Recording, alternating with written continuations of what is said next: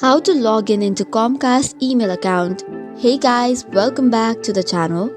If you want to log in into the Comcast email account for the Xfinity login, here is the process. First and foremost, open any of your preferred browser and search Comcast email account. Tap on the first link provided by Xfinity email login. Tapping on it should take you to another page. It might ask you to verify the CAPTCHA before logging in.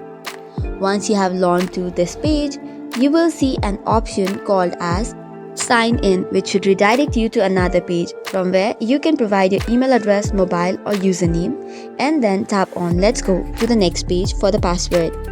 If you do not remember your Xfinity ID, you can also tap on the option and it will take you to another page from where you can verify and search for your ID. And once you have done so, you can successfully log in into the Comcast email account. That's all for today's video. For more such contents, do not forget to hit the like and subscribe button. Thank you and keep watching.